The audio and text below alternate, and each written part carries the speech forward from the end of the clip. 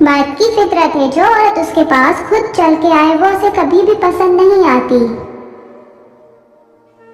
عورت بڑی ہی پیاری مخلوق ہے، اگر اس کا موڈ خراب ہو تو پوری کوشش کرتی ہے کہ ٹھیک سامنے والے کا بھی نہ رہے۔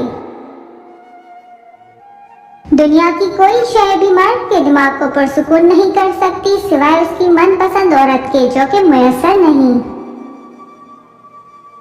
شوہر کا توجہ نہ دینا، رسپیکٹ نہ کرنا عورت کو ذہنی مریض بنا دیتا ہے۔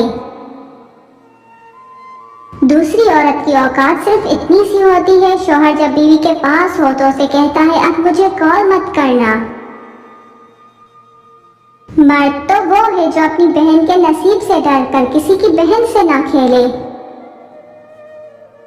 میری اماں کہتی ہیں مرد قد کاٹ سے خوبصورت نہیں ہوتا، خوبصورتی تو اس میں عورت کی عزت کرنے سے آتی ہے۔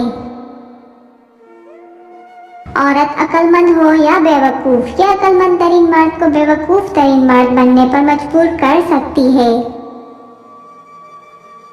مرد اور عورت کے درمیان محبت صرف ایک چیز سے بڑھتی ہے اور وہ ہے عزت۔ جہاں عزت ملے وہاں محبت خود بخود ہو جاتی ہے۔